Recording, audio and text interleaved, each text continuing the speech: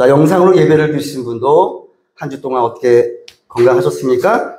환영하고 축복합니다. 자, 오늘은 창세기 50장 15절에서 21절까지 말씀으로 지난주는 말의 상처에 대해서 은혜를 나누었고, 오늘은 마음의 상처를 다루는 지혜, 마음의 상처를 다루는 지혜라고 한 주제로 한번 하나님 말씀을 한번 함께 은혜를 나누었으면 좋겠습니다. 여러분 한번 크게 따라해 보실래요? 하나님은 나의 상처를 오늘 치유해 주실 것입니다. 하나님의 예배 중에 하나님은 역사하십니다. 예배 중에 찬양을 하다가도요, 나를 괴롭혔던 어떤 그런 문제라든가 어떤 나를 괴롭혔던 악한 영들이 있는데 찬양할 때 떠나가고요. 그리고 기도할 때 떠나가고, 그리고 하나님의 말씀이 임할 때 내 안의 마음의 상처가 하나님이 치유해 주십니다. 뭘로요? 말씀으로. 이럴 때 여러분, 사람은 머리로 인생을 도모하지만 마음으로 인생을 겪어간다고 합니다. 사람은 머리로 행복과 불행을 판단하지만 사람은 마음으로 불행과 행복을 경험합니다. 그래서 인생에는 참 이 마음이 참 중요한 것입니다. 그래서 여러분, 이 마음을 우리는 잘 지켜야 됩니다. 이 마음이 무너져 내리면 다 무너지는 것입니다. 그래서 잠언 4장 23절 말씀해 보면, 무릇 지킬 만한 것보다 뭐를 지켜라 그랬어요? 더욱 내 마음을 지키라. 왜? 생명의 근원이 이에서 남이니라 그랬어요. 여러분, 이렇듯 우리의 마음을 지키는 것이 우리가 삶을 살아갈 때 있어 최우선순위입니다. 우리 일단 마음을 지켜야 돼요. 마음이 무너져 버리면 여러분 다 무너지는 것입니다. 그래서 여러분, 사람이 인생을 힘겹게 느끼게 되는 것은 바로 우리 마음이 힘들기 때문에 그렇습니다. 아무리 심각한 문제가 다가온다 해도요, 내 마음이 힘들지 않잖아요? 그러면 결코 인생은 위기가 아니에요. 그러나 아무리 사소한 문제라도 그 문제 때문에 내 마음이 힘이 들잖아요? 그럼 그때부터 인생은 위기가 찾아오게 되는 것입니다. 그래서 여러분, 이 마음을 지키는 것이 여러분 참 중요합니다. 자, 그러면 여러분, 사람들의 마음을 힘들게 하는 것이 뭘까? 여러분들의 마음을 힘들게 하는 것이 과연 무엇입니까? 왜 마음이 이렇게 힘들지요? 여러분, 한번 옆에 분에게 한번 여쭤봐 주실래요? 왜 힘드십니까? 한번 물어봐 주세요. 왜 힘드십니까? 우리 지금 창세기 50장 15절에서 21절까지 말씀으로 은혜를 나누고 있습니다. 여러분, 왜 마음이 힘들까? 바로 마음의 상처 때문에 그래요. 상처. 우선 이 마음의 상처는 우리 마음을 아프게 합니다. 마음이 아프게 되면 그럼 어떻게 할까요? 행복은 그 순간부터 사라져 버리는 거예요. 행복합니다. 저는 참 행복합니다. 저는 참 기쁩니다. 여러분, 이렇게 말할 수 있는 건 환경이 아니거든요. 상황이 아니에요. 내 마음이에요. 상황과 환경이 아무리 힘들어도 내 마음이 행복하면 인생은 행복한 거예요. 그래서 여러분, 성경에 이 상처를 많이 받았지만 그 상처를 치유받고 오히려 자기에게 상처를 준 사람들을 용서해주고 상처를 치유해주는 그런 치유자가 된 인물이 성경에 나오거든요. 저는 오늘 이 요셉에 대해서 한번 은혜를 나누었으면 좋겠어요. 요셉. 제가 얼마 전에 요셉의 이 창세기 50장 말씀을 통해서 관점에 대해서 한번 제가 말씀드린 적이 있어요. 자, 그러면 상처를 많이 받았는데 그 상처를 치유받고 극복하고 오히려 나에게 상처를 준 사람들을 오히려 위로해주는, 그리고 오히려 치유자가 되었던 인물, 바로 요셉이더라고요. 여러분, 요셉은 파란만장한 인생을 살았던 인물입니다. 요셉은 어릴 적에 어머니 라헬을 잃어버리는 아픔을 당했습니다. 자, 그로 인해 야곱의 가장 사랑받는 아들이었지만 형들의 미움을 받게 되어 하루아침에 노예로 전락합니다. 바로 그 이유가 무엇일까? 요셉에게 형들이 있었거든요. 왜 형들이 요셉을 그렇게 미워했을까? 두 가지가 있는데, 한 가지는 뭐냐면 바로 아버지의 편애다라고 하는 거예요. 아버지가 누구만 특별히 이렇게 사랑하는 것이죠. 혹시 여러분도 혹시 그런 경험 없으세요? 우리 부모님이 이렇게 형제가 여럿 있는데 유독 누구만 사랑했어. 혹시 여러분 그런 거 있지 않으세요? 그럴 때 사람은 상처를 받아요. 여러분, 사랑도요, 골고루 줘야 됩니다. 골고루. 그렇죠? 골고루. 네, 골고루 줘야 되는데 누구만 특별히 막 사랑하고 누구만 특별히 막 명품 옷이라든가 막 그런 거 입히고, 그럼 나머지 형제들은 어떻게 될까요? 상처를 받게 됩니다. 그러면서 유독 사랑을 많이 받았던 그 사람을 미워하게 되는 것이죠. 바로 요셉의 인생이 그랬어요. 아버지의 편애, 누구만 특별히 사랑하는 거죠. 그리고 두 번째가 뭐냐면 요셉이 꿈 때문에 그래요. 제가 이거 다음에 나중에 제가 이 꿈에 대해서 제가 한번 더 설명해 드릴 거예요. 여러분, 요셉이 꾼 꿈이 뭘까요? 요셉이 꾼 꿈 두 가지가 있어요. 한 가지는 해와 달과 열한 별이 자기를 향해서 절을 하고 있는 꿈이에요. 그죠? 그리고 또 한 가지 꿈이 뭡니까? 형들의 곡식단, 그렇죠? 볏집단이 자기를 향해서 절을 하고 있는 거예요. 이거를 요셉이 어느 날 꿈을 꾸게 돼요. 근데 여러분, 이런 꿈을 꾸잖아요. 그럼 여러분들 같으면 나 이런 꿈 꿨다 하면서 형제들에게 얘기를 합니까? 안 합니까? 여러분은 어떠실 것 같아요? 이런 얘기 안 합니다. 왜냐면 형들인데 이런 얘기하면 좋아할 형들이 누가 있겠습니까? 근데 요셉은 이런 얘기를 합니다. 자, 우리는 여기서 뭘 볼 수 있냐면 요셉은 그만큼 내가 이런 말을 하면 형들이 미워한다, 이런 것조차도 몰랐던 정말 그 어떤 순한 어떤 그런 우리는 성향임을 우리는 알 수가 있어요.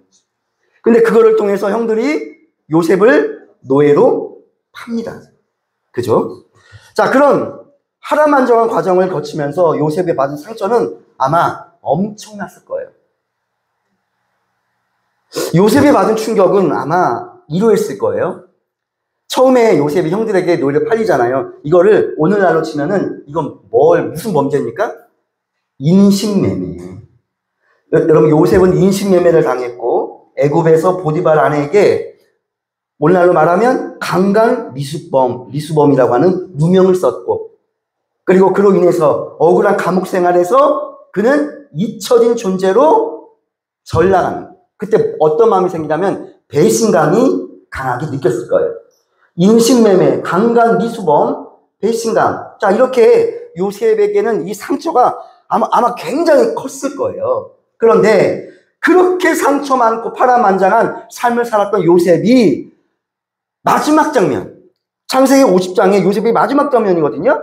이 마지막 장면에 보면 이 아버지 야곱이 죽게 되거든요. 그래서 형들이 이렇게 불안을 느낍니다. 이제는 요셉이 아버지 야곱의 눈치 안 보고 이제는 저 야곱이 우리에게 복수하겠다. 왜냐하면 복수할 환경이 조성이 된 거예요. 그동안 아버지 야곱이 계셔서 요셉이 우리를 복수하지 않았다. 근데 아버지 야곱이 돌아가시자 이제 큰일 났다. 요셉이 우리를 복수할 것이다. 이렇게 생각을 했어요. 그런데 그렇게 두려워하고 불안해하는 형들을 오히려 요셉이 어떻게 합니까? 여러분 19절 보실래요? 창세기 50장 자 19절을 한번 읽어 주십시오. 자, 시작. 요셉이 그들에게 이르되 두려워하지 마소서 내가 하나님을 대신하리까. 자, 그러면서 형들의 가족들을 제가 잘 돌보아 드리겠습니다 하면서 약속까지 합니다. 위로합니다. 자, 그 말씀이 21절에 나와 있습니다. 자, 21절 크게 읽어 주십시오. 자, 시작. 당신들은 두려워하지 마소서 내가 당신들과 당신들의 자녀를 기르리이다 하고 그들은 간곡한 말로 뭐 하였더라? 위로하였더라. 여러분, 오히려 요셉은 위로의 사람이 된 거예요. 위로. 여러분, 이것을 보면 요셉은 상처받은 사람이 아니라 오히려 다른 사람을 치유해주는 아주 그 높은 수준의 인격의 신앙을 소유한 사람이 되었다는 것을 우리는 알 수가 있어요. 자, 그러면 어떻게 이것이 가능했을까 이거예요, 여러분. 여러분, 누가 여러분들을 만약에 인신매매하고 강간미수범으로 몰고 배신하고 만약 이랬다고 한다면 이럴 수 있을까요? 어떻게 요셉의 상처가 치유가 되었을까? 저는 너무 궁금했어요. 야, 어떻게 그런 많은 상처를 받고 어떻게 이럴 수가 있을까? 제가 이 말씀을 곰곰이 묵상을 해봤어요. 그랬더니 이 말씀 속에 그 요셉이 상처를 치유받은 해답이 남아있더라고요. 자, 첫 번째는 뭐냐면 요셉은 이렇게 치유받았어요. 첫 번째, 상대방이 상처를 주는 만큼 그 상처를 받지 않았다라고 한 거예요. 자, 한 번 더 말씀드립니다. 첫 번째, 상대방이 내게 상처를 주는 만큼 그 상처를 받지 않았다. 이것이 첫 번째예요. 요셉의 생애를 살펴보면 억울한 일을 참 많이 당했어요. 억울한 일. 그로 인해서 이 내면의 상처가 아마 깊었을 거예요. 하지만 요셉은 그 상대방의 그 주는 만큼의 상처를 받지 않습니다. 여러분, 내면의 상처는 두 가지가 있습니다. 한 가지는 뭐냐면 다른 사람이 내게 주는 상처가 있어요. 이거는 내가 막을 수가 없어요. 아니, 상대방이 불가항력으로 나한테 상처를 준다니까요? 이건 내가 어찌할 수 없는 거예요. 근데 두 번째 상처가 있어요. 그건 뭐냐면 내가 나에게 주는 상처예요. 내가 나에게 주는 상처. 자, 이것은 내가 나를 상하게 하는 거예요. 내가 나를 상하게. 여러분, 누군가 여러분에게 또한 저에게 너는 할 수 없어. 너는 못해. 이렇게 말을 했다고 쳐봐요. 자, 그러면 진짜 나는 할 수 없다. 나는 정말 못해. 이게 내 스스로 그 말씀을 묵상하면서 내 안에서 내가 더 상처를 만들어버리는 거예요. 그래, 그러면 그렇지. 내가 뭘 할 수 있겠어. 그 상처를 받지 말아야 되거든요. 하지만 그 상처를 상대방이 나에게 줬을 때 이거를 그냥 묵상하면서 이거를 그냥 내가 내게 더 상처를 주는 행동들이 있어요. 근데 여러분, 상처는 두 가지예요. 상대방이 불가항력으로 주는 상처. 그리고 두 번째는 뭡니까? 내가 나에게 주는 상처예요. 여러분, 과거에 우리나라에 야간 통행 금지가 있었던 시절이 있었습니다. 혹시 여러분, 야간 통행 금지 있던 시절 혹시 기억나십니까? 연세가 많으신 분은 아마 기억하실 거예요. 근데 부산에서 울산까지 그러니까 밤에 가는 총알 택시가 있었어요. 총알 택시. 부산에서 울산까지. 근데 부산에서 울산까지 가는 총알 택시의 택시비가 얼마였냐? 2만 원이었어요. 2만 원. 2만 원대 일이었어요. 자, 어떤 흑인 두 명이 이제는 밤에 총알 택시를 잡은 거예요. 부산에서 울산까지 이제 열심히 가는 거예요. 근데 그 택시가 신호등 앞에 딱 씁니다. 그랬더니 바로 옆 차선에 택시 한 대가 또 딱 쓰는 거예요. 그러면서 상대방이 창문을 찍 열더니 손을 흔드는 거예요. 에이, 김씨 하면서. 딱 여니까 서로 아는 사이였나 봐요. 그러면서 상대방이 이렇게 말합니다. 아이고, 김씨 수고 많네. 어떻게 장사는 잘 돼? 이렇게 말하는 거예요. 이렇게 여러분 옆에서. 그랬더니 이 택시 기사가 뭐라고 말했냐면 뒤에 그 흑인분들 두 분이 계시다 그랬잖아요. 이분들이 한국말을 전혀 알아듣지 못하는 그런 사람인 줄 알고 이렇게 얘기를 했어요.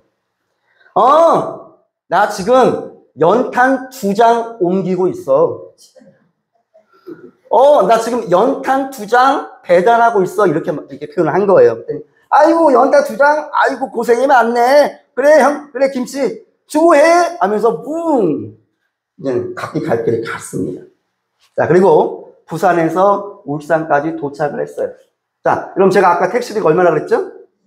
2만 원이라고 그랬습니다. 그랬더니, 이 뒤에 있던 이 흑인 분들이 이제는 택시비를 줘야 되잖아요. 그래서 얼마를 주자면, 2,000원을 딱 주는 거예요. 2,000원을 딱 주는 거예요. 이 택시기사가 화가 난 거예요. 아니, 2만 원이라니까요. 왜 2천 원 주세요? 그러니까 이 흑인들이 뭐라고 말할게요? 연간 2장 운반하는데 2천 원이면 되는 거 아닙니까? 그러니까 이 흑인들이 뒤에서 이 한국말을 다 알아듣던 분들이고, 그 이분들은 그 말에 상처를 안 받은 거예요. 그리고 맨 마지막 딱 내릴 때 자기에게 상처를 주려고 했던 그 택시기사를 뭘로? 딱 2천 원으로 바닥 쳐버리는 거예요. 상처 안 맞는 거거든요. 여러분, 제가 이전에 한번 이런 이야기를 제가 여러분에게 한번 들었을 거예요. 자, 여러분, 상처 안 받는 얘기예요. 어느 교회 성가대원들, 여러분, 이거 옛날에 들었어도 좀 이해해 주세요. 어느 교회 성가대에 김집사님 중에 은치인 김집사님이 있었는데, 이 집사님이 성가대원이었어요. 성가대는 노래를 이렇게 은혜스럽게 잘 해야 되는데, 김집사님만 찬양을 부를 때 혼자 튀는 것이죠. 그래서 이 성가대원들이 하루는 목사님에게 찾아와서, 목사님, 저 음치 김집사 때문에 우리 성가대가 너무 은혜가 안 됩니다. 저희가 말을 할 수가 없으니 목사님께서 김집사 성가대 좀 그만둬 라고 얘기 좀 해주세요. 이렇게 집사님 3분이 목양지로 찾아와서 목사님께 말씀드린 거예요. 그때 이 목사님이 어떻게 내가 그런 말씀 드립니까? 그래도 목사님은 그래도 우리보다 더 나으시잖아요. 우리가 하면 큰일 나잖아요. 그러니까 목사님 해주세요. 그래서 예배 끝난 다음에 그 음치 김집사님을 불렀어요. 집사님, 제 말 좀 들어보세요. 지금 저희 성가대원들이 집사님 너무 노래를 못 부르신다고, 찬양을 너무 못한다고, 지금 시험 들겠다고 하면서 요청이 들어왔어요. 그러니까 집사님, 찬양대원 좀 그만두시는 게 어떻습니까? 라고 물어보니까 이 김집사님 뭐라고 말했습니까? 목사님, 몇 명이 와서 그런 말 합니까? 3분이 와서 그런 말 했습니다. 자기 찬양 못한다고. 그랬더니 이 집사님 이런 말 하잖아요. 저는 목사님 설교 못한다고 30명한테 들었어요. 뭘 그거 가지고 그래요? 그러면서 어때요? 그 말에 상처를 안 받고 받아쳐버리는 거예요. 그래서 그 상대방으로 닥치니까 어때요? 목사님이 설교를 못한다고 30명한테 들었다는 그 소리를 듣고 목사님이 시험에 빠졌다라고 하는 이야기가 있잖아요, 여러분. 여러분, 이런 이야기가 다 뭔지 아세요? 누군가 나에게 상처를 던져주어도 누구만 안 받으면 돼요. 나만 안 받으면 돼요. 여러분, 우리가 후라이팬에 후라이를 합니다. 요리를 합니다. 근데 후라이팬에 코팅하는 그 액체 이름이 뭐냐면 테플론이라고 합니다. 테플론. 이 테플론을 코팅을 입히는 거예요. 그럼 후라이를 하건 야채를 볶건 뭘 삶건 거기에 눌러붙지가 않는 것이죠. 여러분, 누가 내게 상처를 주려고 했을 때 내가 그 상처를 안 받겠다라고 하는 것은요, 이거는 쉽지 않아요. 하지만 이거를 결심하는 거예요. 누가 아무리 내게 상처의 말을 하건 누가 내게 상처를 줘도 나는 안 받겠다. 이거를 결심하는 거예요. 그래서 여러분, 제가 주보에 저는 앞으로 이 말씀과 그 주간을 연결하면서 무슨 주간을 저는 만들었으면 좋겠어요. 주보에 보면 맨 위에 내면의 상처를 모아는 주간, 치유하는 주간이라고 제가 한번 정해봤습니다. 여러분, 마음속에 얼마나 그동안 인생 살아오시면서 얼마나 상처가 많으십니까? 상대방이 나에게 준 상처, 얼마나 이거를 그동안 마음에 품고 계셨어요? 우리가 이번 주간, 이 상처를 모아는 주간, 한번 치유함을 받자는 거예요. 여러분, 누가 나에게 병신아, 바보야, 이렇게 모욕을 해도 내가 달라질 것은 없어요. 왜? 나는 병신이 아니거든요. 나는 바보가 아닙니다. 여러분, 교회 안에서도 누가 혹시라도 여러분의 자존심을 건드려서 상처를 줘도 누구만 안 받으면 돼요. 나만 안 받으면 되는 거예요. 왜? 내가 상처받잖아요? 그럼 누구만 손해일게요? 나만 손해인 거예요. 상처받으면 여러분 나만 손해인 거예요. 왜? 은혜 통로가 끊겨버려요. 저 사람이 나를 구원해 주는 거 아니거든요. 오직 나의 주님이 예수 그리스도께서만 나를 구원해 주시는 거거든요. 그래서 여러분, 교회는 사람 보고 나오는 곳이 아니라 누구 보고 나오는 곳이다? 주님 보고 나오는 곳이다. 어떤 분은 그럴지 몰라요. 저는 교회 목사님 보고 나오는데요. 여러분, 그러지 마세요. 여러분, 저도 보지 마세요. 여러분, 저도 보지 마십시오. 영상 예배를 드신 분도 여러분, 저도 보지 마세요. 저 바라보잖아요? 그럼 시험에 빠집니다. 시험에 빠집니다. 한낱 부족한 죄인에 불과하거든요. 여러분, 교회를 오실 때 주님만을 바라보고 오시길 축복합니다. 그러면 그 주님이 오늘 내 심령에 있는 상처를 치유해 주시는 거예요. 치유해 주시는 거예요. 여러분, 그런데 이 마음의 상처를 주는 사람도 문제지만 그 상처를 받는 내게도 문제가 있는 거예요. 받는 내게도 문제가 있다. 그러므로 우리는 상처를 누구에게 주지도 말고, 그리고 불강력으로 누가 내게 상처를 줘도 내가 안 받기로 결정하는 거예요. 안 받기로 결심하는 거예요. 이게 후라이팬에 테플론 코팅을 입히는 거예요.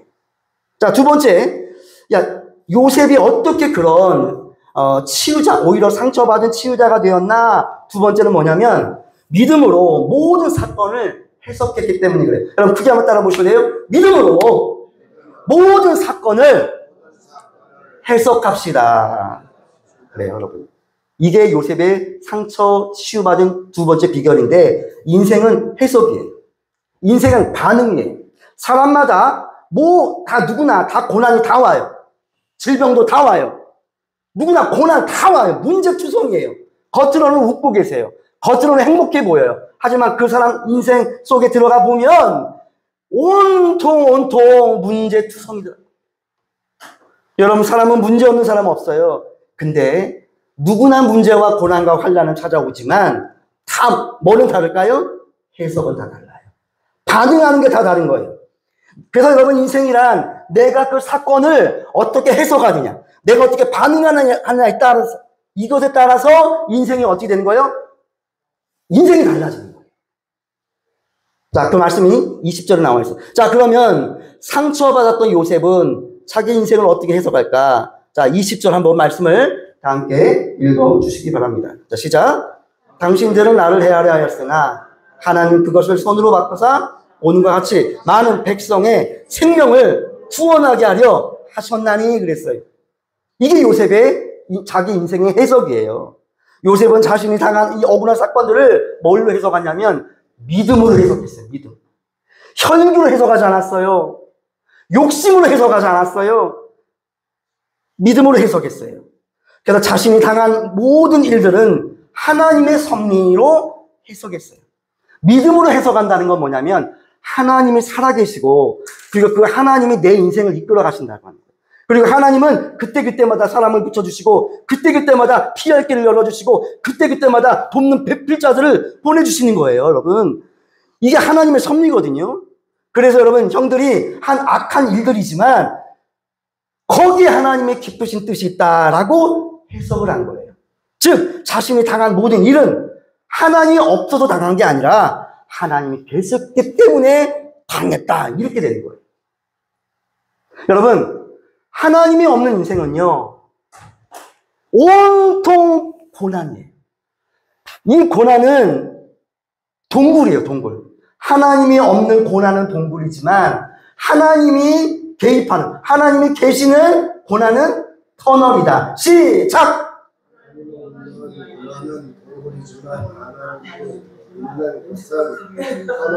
할렐루야! 우리 목사님 최고 100점이세요. 여러분, 하나님이 없는 고난은요, 이거는 밑도 끝도 없는 고난이에요. 이 고난은 언제 끝날지도 몰라요. 하지만 이 고난 안에 누가 하나님이 함께 하시잖아요? 그러면 그 고난은 터널로 바뀌어요. 터널이 뭡니까? 처음에는 깜깜한 것 같지만 결국에 뭐가 있어요? 끝이 있어요. 끝이 있어요. 반드시 끝이 있어요. 언제까지 이렇게 맨날 고난 속에서만 살아가는 거 아니에요. 반드시 여러분, 하나님이 나와 함께 한다, 이거 붙들고 가잖아요? 그럼 어느 날 팍 맑은 빛이 내 인생 가운데 쫙 찾아올 날이 올 거예요. 이게 여러분 믿음의 눈으로 보는 거거든요. 믿음의 눈으로 보는 거예요. 사랑하는 성도 여러분, 지금 이 요셉은 이 사실을 말년에 깨달은 게 아니에요. 요셉이 형들에게 이 애굽에서 형들을 만나 자신의 정체를 밝히던 그날 고백한 말을 우리 한번 찾아볼게요. 창세기 45장, 자, 5절을 보십시오. 자, 창세기 45장 5절의 말씀. 이거 말년에 깨달은 거 아니거든요. 창세기 45장 5절을 크게 읽어주십시오. 자, 시작. 한탄하지 마소서. 하나님이 생명을 구원하시려고 나를 당신들보다 먼저 보내셨습니다. 그랬어요. 요셉은 그가 애굽에 팔린 것이 자신의 형들에 대한 사악한 행동을 맞아요. 하지만 그 안에 하나님의 놀라운 계획이 있다고 하는 거예요. 여러분, 하나님은 여러분들을 향한 계획이 있습니다. 하나님은 우리 시민교회를 향한 계획이 있어요. 오늘날 우리가 이렇게 함께 모여서 예배 드릴 수 있는 건 이거는 여러분 우연이 아니에요. 하나님의 뭔가 계획이 있어요. 자, 그런 의미에서 옆에 분을 바라고 빨리 말씀해 주세요. 당신을 향한 하나님의 계획이 있습니다. 시작! 예, 여러분, 이 하나님 계획이 있어요. 아주 먼 옛날 하늘에서는 당신을 향한 계획이 있었죠. 하나님의 계획이 있어요.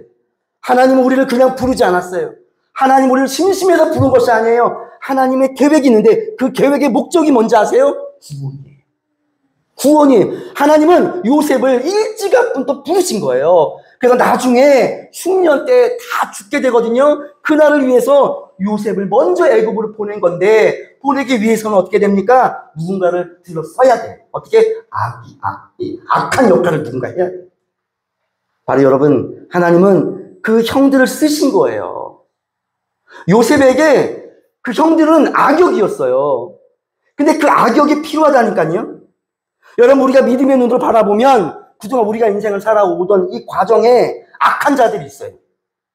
어떤 사람은 나를 배신해요. 어떤 사람들은 나를 사기쳐요. 어떤 사람은 나를 이용해서 뭘 하려고 해요.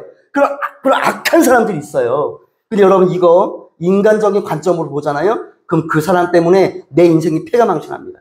내가 저 사람 때문에 망했다. 내가 저 사람 때문에 내가 지금 이 모양 이 꼴이 되었다. 계속 원망과 불평과 미움의 그 감옥에서 나오지를 못해요. 근데 그 관점을 어떻게 바꾸냐면 믿음으로 봐야 돼요. 아, 왜 저 악인을 하나님 내게 붙여주셨지? 여러분, 이거를 해석을 할 때 이 악인들이 반드시 필요해요. 여러분, 저도 이 시민교회 이 자리에까지 오기까지 저에게 악인들이 많이 있었어요. 여러분 다 아시는 내용입니다. 저 인천에서 저 사기당한 사람입니다. 내려와서도 저를 힘들게 했던 그런 인생 가운데 악역이 있어요. 근데 여러분, 그 악역이 이 육적인 눈으로 보면 아주 악한 사람이거든요. 하지만 믿음의 눈으로 보면 그 악역이 어떤 사람을 보는지 아세요? 축복자로 변합니다. 왜? 저 사람이 있었기 때문에 내가 오늘 이 시간 연단이 된 거거든요. 단련이 된 거예요. 여러분, 하나님은 어떤 한 사람을 쓰실 때 연단시키는 거예요. 단련시키는 거예요. 조그마한 말 한마디에 픽 쓰러지고 조그마한 문제에 픽 쓰러지고 이런 사람을 어떻게 쓰시겠습니까? 하나님 우리를 단련하시는 거거든요. 근데 단련할 때 쇠를 망치로 두들겨야 돼요. 불에 탁 민 다음에 어떻게 합니까? 망치로 두들겨서 그 쇠 모양을 변형을 시키는 거거든요. 여러분, 이것처럼 그 불과 망치의 역할을 하는 사람들이 우리 인생 가운데 있어요. 여러분, 그분들을 어떻게 믿음의 눈으로 보십시오. 내 인생이 조교인 거예요. 조교. 군대 가면 조교 있잖아요. 여러분, 영화 중에 범죄도시라고 하는 영화 있어요. 여러분, 범죄도시 아마 그 영화 다 아실 거예요. 여러분, 범죄도시 주인공이 마동석이에요. 마동석. 여러분, 마동석이라고 하는 이 배우가 지금 막 이렇게 됐잖아요. 근데 어떻게 이렇게 됐을까? 마동석이요, 척추가 안 좋아요. 척추가. 그래서 이 척추에 근육을 붙어야 돼요. 그래서 어쩔 수 없이 먹고 운동하고 이 근육을 기른 거예요. 그래서 우리나라의 이 마동석이라고 하는 이 뭡니까? 이 한방 펀치의 지금 그런 캐릭터가 지금 나왔잖아요. 그리고 여러분 그 범죄도시를 보면 왜 그 영화가 왜 재밌는지 아세요? 마동석의 이렇게 등치 큰 사람이 막 주먹으로 한 대 빡 때리면 막 그냥 날아가잖아요. 여러분 그 영화가 재밌는 이유가 뭐냐면 바로 그 영화에서 악역을 맡은 배우들 때문에 그래요. 여러분 악역이 세잖아요. 그러면 그 범죄도시라고 하는 영화는 너무너무 재밌는 거예요. 근데 악역이 약해. 아유 너무 좀 희마리가 없어. 그러면 그 영화는 재미가 없는 거예요. 여러분 이것처럼 하나님도요 우리 인생 가운데 이 영화처럼 여러분을 들어 쓰시기를 원하시거든요. 그러면 악역이 필요하다고요. 악역. 여러분들의 인생의 악역은 누굽니까? 바로 요셉에게 악역이 그 형들이었어요. 그 형들이었기 때문에 요셉이 나중에 총리가 되는 거예요. 총리가 되는 거예요. 그래서 여러분 뭐든지 이 하나님의 섭리라고 하는 이 관점에서 인생을 해석하십시오. 자, 세 번째는 뭐냐면, 자, 그러면 무엇이 고난을 하나님의 섭리로 해석하게 만들었을까? 이 의문점이 생겨요. 자, 요셉이 그럼 뭘 가지고 그 고난을 하나님의 섭리로 해석했을까? 뭘 가지고? 재료가 무엇일까? 바로 여러분 세 번째인데, 바로 여러분 하나님의 말씀이 고난을 하나님의 섭리로 해석하게 만든 지혜입니다. 하나님의 말씀이. 그 요셉이 그런 상처를 받고 그 힘든 나날을 어떻게 버텼을까? 여러분 어쩌면 우리도 지금 우리가 지금 버티고 있는 거거든요, 여러분. 여러분 우리도 지금 버티고 있는 거예요. 왜? 하나님께서 반드시 태양이 떠오를 거야. 하나님 반드시 내게 빛을 비춰주실 거야. 여러분 이거 우리가 기다리는 거거든요, 우리 인생 가운데. 아마 요셉은 더 그랬을 거예요. 그 상처를 받고 어떻게 그 요셉은 그 기나긴 그 세월을 어떻게 버텼을까? 저는 이 말씀이 과연 어디 있나 찾아보니까 시편에 있어요. 여러분 시편 105편 보세요. 여러분 이 말씀 오늘 제 설교의 핵심이에요. 자, 시편 105편 보겠습니다. 시편 105편 자 17절에서 19절. 자, 영상으로 예배를 드신 분도 한번 찾아보십시오. 시편 105편 17절에서 19절의 말씀이 해답이에요. 시편 105편 자 17절에서 19절입니다. 다 자신 줄 알고 합동하겠습니다. 시작. 그가 한 사람을 앞서 보내셨으며 요셉이 종으로 팔렸도다. 그의 발은 착고를 차고 그의 몸은 쇠사슬에 매였으니 곧 여호와의 말씀이 응할 때까지 그의 말씀이 그를 단련하였도다. 여러분 오늘 이 말씀에서 19절에 여호와의 말씀이 응할 때까지라 그의 말씀이 그를 뭐했도다? 단련하였도다. 저는 이 말씀을 묵상하고 얼마나 큰 은혜를 받았는지 몰라요. 아, 요셉이 그냥 버틴 게 아니구나. 여러분 요셉은 하나님의 말씀을 붙들었던 거예요. 하나님의 말씀을 붙들고 하나님의 말씀이 그를 단련시키신 거예요. 여러분 우리가 버틸 때 그냥 버티지 마십시오. 하나님의 말씀을 붙들기를 축복합니다. 요셉의 고난은 하나님의 말씀이 요셉을 단련시켰다고 했거든요. 아마 요셉은 자기가 받은 이 상처 때문에 잠 못 이루는 밤이 많았을 거예요. 근데 그때 이 요셉은 뭐 했냐? 혼자서 그냥 나에게 해를 가했던 사람들을 원망한 것이 아니에요. 그 시간에 뭐 했는지 아세요? 하나님 말씀 묵상했던 거예요. 자, 그러면 요셉이 당시에는 우리는 지금이야 이렇게 성경책이 있잖아요. 구약과 신약이 이렇게 다 있잖아요. 우리는 언제든지 이 성경 말씀을 볼 수 있어요. 그런데 과연 이 요셉은 감옥에서 이런 게 있었을까? 그러면 말씀을 뭘 봤다는 거야? 말씀을 뭘 봤다는 건가? 전 이것 또한 궁금하게 느껴지더라고요. 바로 요셉의 말씀은 뭔지 아세요? 제가 설교 초반에 말씀드렸죠? 꿈이에요. 꿈이에요. 창세기 42장 8절에서 9절 말씀에 보면 요셉은 그의 형들을 알아보았으나 그들은 요셉을 알아보지 못하더라. 요셉이 그들에게 대하여 꿈을 생각하고 그들에게 이르되 너희는 정탐꾼들이라 이 나라의 틈을 엿보러 왔느니라 그랬어요. 여기서 요셉이 형들에게 이렇게 말해요. 꾼 꿈을 생각했다. 갑자기 생각난 게 아니에요. 요셉은 늘 이 꿈을, 왜냐하면 이 당시는 여러분 하나님은요 꿈으로도 보여주시거든요. 여러분 꿈에는 두 가지가 있어요. 한 가지는 개꿈이 있고, 이건 우리가 그냥 평소에 꾸는 거예요. 두 번째는 뭐냐면 하나님이 주신 꿈이 있어요. 이 두 가지가 있거든요. 근데 여러분 개꿈은 시간이 지나잖아요. 그럼 없어져 버려요. 없어져요. 여러분 혹시 그 로또 복권 당첨되는 꿈 꾸어보신 분이 혹시 계세요? 그날 바로 로또로 달려가서 로또 복권 사잖아요. 그런데 시간이 지나면 다 잊혀져 버려요. 이게 여러분 개꿈입니다. 하지만 하나님이 주는 꿈이 있어요. 하나님이 주시는 꿈의 특징이 뭔지 아세요? 시간이 지나면 지날수록 그 꿈이 선명해진다는 거예요. 내 머리에 잊혀지지가 않아요. 그 꿈이 아주 선명해져. 왜 그러냐? 그 꿈이 말씀이기 때문에 그래요. 그 꿈이 말씀이기 때문에 그래요. 여러분 오늘부터 여러분 주무실 때 개꿈 꾸지 마시고 하나님의 꿈 꾸길 축복드립니다. 하나님의 꿈을 꾸십시오. 요셉에게 이 꿈이 말씀이었어요. 맨날 그 꿈만 묵상하는 거예요. 그 꿈만 묵상하는 거예요. 자, 그러다가 형들을 만났네. 형들을 딱 만났는데 요셉이 만약에 그 말씀을, 그 꿈을 묵상하지 않았다고 한다면 저 형들이네. 나를 노예로 인신매매를 판 저 사람들 내가 복수하겠다. 너희들 이제 큰일 났다. 아마 이랬을 거예요. 하지만 요셉은 어땠냐? 늘 말씀을 묵상했던 거예요. 늘 자기 꿈을 묵상했던 거예요. 그러니까 형들을 딱 봤어요. 여러분 아까 그 요셉의 꿈이 뭐라 그랬죠? 해와 달과 11별이 자기를 향해서 이렇게 절하는 꿈. 그리고 두 번째 볏집단이잖아요. 다 자기를 향해 이렇게 엎드리는 꿈이잖아요. 이렇게 절하는 꿈이잖아요.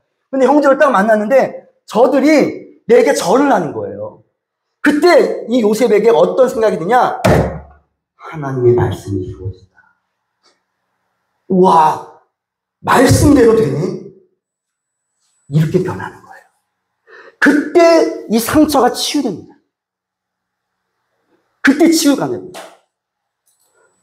하나님의 말씀을 붙드는 거예요. 여러분의 이해를 돕기 위해서 제가 간단한 예를 하나 들어보고 오늘 예배 마칠게요. 저희 집 큰아들이 있습니다. 저희 큰아들이 초등학교 때 발바닥에 티눈이 생겼어요. 발바닥에 티눈이. 근데 이 티눈이 몇 개가 있는데 걸을 때마다 이 티눈 때문에 아픈 거예요. 근데 병원에 가도 이게 낫질 않는 거예요. 이걸 치료하려면 그 티눈 부위에 전체를 도려내야 된대요. 여러분 발에 티눈 혹시 생겨보신 분 계세요? 이거 되게 아파요. 근데 병원 가니까 이것도 낫질 않는 거예요.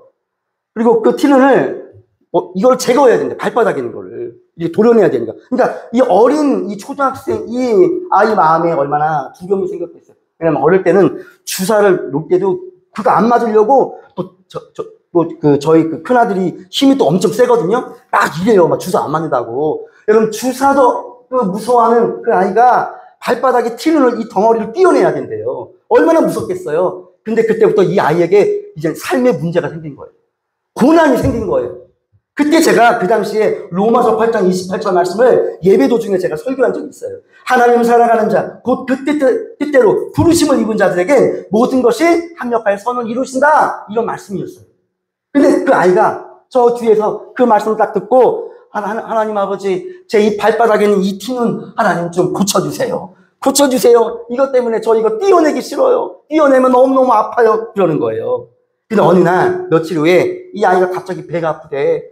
막 그냥 뒹구는 거예요. 너무 아프다고. 그래서 병원에 가니까 의사 선생님이 뭐라고 말씀하시냐. 아이가 지금 급성으로 지금 맹장염에 걸렸다는 거예요. 여러분 충수염 아시죠? 맹장 띄어내는 거. 맹장에 염증 생긴 거. 그래서 이거 빨리 수술해야 된대. 이거 지금 수술 안 하면 이 아이 큰일 난대. 그래서 얼른 수술해 주세요. 그래서 맹장 수술을 마쳤어요. 자, 그런 다음에 이제 수술을 마친 다음에 이제는 입원실로 이제는 그 침대로 이렇게 오는데 간호사분이 이제는 링거를 꽂아야 돼. 그 아이에게. 근데 그 당시 저희 큰아들이 좀 뚱뚱했거든요. 혈관을 찾아야 돼, 혈관. 혈관을 찾아보니까 파란 핏줄이 보여야 될 거 아니에요. 근데 이 아이가 핏줄이 안 보이는 거예요. 팔뚝에도 안 보이고 손등에도 안 보이고 간호사분이 그때 갑자기 당황스러운 거예요. 이거 어떻게 하지? 큰일 났네. 링거를 꽂아야 되잖아요. 그럼 몸을 쭉 이렇게 훑더니 어디에? 발에 핏줄이 보이는 거예요. 아이고 잘됐다. 발에 핏줄이 보이네. 그래서 발에다가 링거를 꼽았어요. 그리고 한 3, 4일 입원했어요. 그리고 이제 퇴원하려고 하니까 태용이가 이제는 딱 침대에서 일어나더니 발을 딱 딛는 거예요. 이렇게. 안 아픈 거예요. 그래서 아빠 발 안 아파요. 발을 딱 보니까 그 몇 개 생겼던 그 티눈이 어디 갔을까요? 없어져 버렸어요. 없어져 버렸어요. 그래서 이걸 물어봤습니다. 아니 어떻게 티눈이 없어졌습니까? 그러니까 그 링거 안에 있는 그 약성분에 의해서 그 티눈이 컸어요. 그게 말끔히 사라져버린 거예요. 모든 것이 하나님을 사랑하는 자, 곧 그 뜻대로 부르심을 입은 자들에게는 인생의 모든 사건들이 다 뭐예요? 모든 일이 다 뭐예요? 합력한다는 거예요. 다 이렇게 이것저것 해서 하나님의 선을 이루어 나가신다는 거예요. 그 아이에겐 이 티눈이 인생 가운데 가장 큰 문제였는데 더 큰 문제가 생겼네. 복통. 맹장을 떼어내야 돼요. 여러분 맹장 떼어내면 우주 못 가는 거 아시죠? 우주 못 갑니다. 맹장 떼어내면. 좀 안타깝지만 앞으로 우주에 갈 일도 있을 거 아닙니까? 할렐루야. 우주에 가기 싫으세요? 자, 이제는 여러분 우주를 못 간다 해도 발에 이게 사라진 거예요. 이게 더 큰 이 맹장염이라고 하는 이 질병이 찾아온 거예요. 근데 오히려 그 사건으로 인해서 자기가 평소에 걱정했던, 염려했던 그 발바닥에 있는 티눈의 문제가 사라져버린 거예요. 이게 바로 뭡니까? 하나님의 말씀대로 이루어진 거예요. 이거를 요셉이 하나하나씩 터득한 거예요. 그때 이 상처가 어떻게 됩니까? 싹싹싹 치유가 되는 거예요. 여러분, 만약에 요셉이 인간적인 생각으로 감옥에 갇혀 있었으면 아마 요셉은 화병 걸렸을 거예요. 우라통 걸렸을 거예요. 여러분, 지금 세상에 일어나고 있는 모든 사건들을 보십시오. 다 우라통, 화병에 걸린 사람들의 정신병에 걸린 거예요. 이거를 어떻게 못하니까 막 불특정 다수 선한 시민들을 공격하잖아요. 끔찍한 일들이 왜 벌어집니까? 이게 다 자기 인생을 욕심으로, 혈기로 해석하기 때문에 그렇습니다. 하지만 요셉은 그 모든 사건들을 하나님의 관점, 하나님의 믿음으로 해석했다고 하는 거예요. 그리고 그 후에 요셉은 말씀이 깨닫게 되니까 그 다음에 뭘 하냐? 요셉은 미래를 위해 준비합니다. 요셉이 감옥에서 뭐 했을까? 맨날 원망하고 맨날 누구만 미워하고 안 그랬어요. 요셉은 자기 꿈을 묵상하면서 자기 미래를 준비했다고 하는 거예요. 하나님은 반드시 나를 들어 쓰신다. 그러니까 그때부터 어때요? 그 감옥에 정치인들이 들어오거든요. 술관 한 잔 들어오잖아요. 정치인들이 그 감옥에 들어오는 거예요. 그 정치인들의 하는 대화를 듣는 거예요. 그리고 이스라엘 언어와 이집트의 언어가 달라요. 그 감옥에 들어가서 요셉은 언어를 공부했다니까요. 나중에 하나님께 나를 들어 쓰실 때 그때 내가 준비를 해놔야 되는 거예요. 여러분, 요셉이 애굽의 총리가 되었던 건 정치라든가 그 나라 문화라든가 그 나라 언어에 능숙했다는 거예요. 여러분, 이것처럼 우리 인생에 고난이 찾아오잖아요. 반드시 계획이 있습니다. 여러분, 미래를 준비하십시오. 여러분, 저도 지금 미래를 준비하고 있습니다. 하나님은 저를 반드시 쓰실 날이 올 것이다. 저는 그래서 얼마 전에 사회복지사 자격증을 저는 이제 다음 달에 땁니다. 그동안 공부를 해서 사회복지사, 아무튼 미래를 위해 준비하는 거예요. 여러분도 여러분 미래 꿈과 미래에 장차 하나님의 계획과 하나님 분명 나를 쓰신다 라고 하는 이 믿음으로 여러분 미래를 준비하십시오. 하나님 나를 언제든지 부르셨을 때 내가 하나님께 다 쓰임 받도록 나를 준비하는 거예요. 바로 그 인생이 누구였냐? 요셉이었습니다. 그래서 요셉이 상처 입은 치유자가 된 거예요. 오늘 이 시간 말씀을 뵙습니다. 요셉은 깊은 상처가 있었지만 치유되었고 오히려 치유자가 되었습니다. 성경에 상처 입은 치유자 중에 제일 큰 치유자가 누구십니까? 우리 주 예수 그리스도이십니다. 그분이 물과 피를 다 찢기시면서 우리를 구원해 주셨어요. 오늘 이 시간 이 주님을 붙드십시오. 하나님은 여러분 향한 계획이 있습니다. 하나님 반드시 여러분의 상처를 하나님의 말씀으로 치유해 주실 줄로 믿습니다.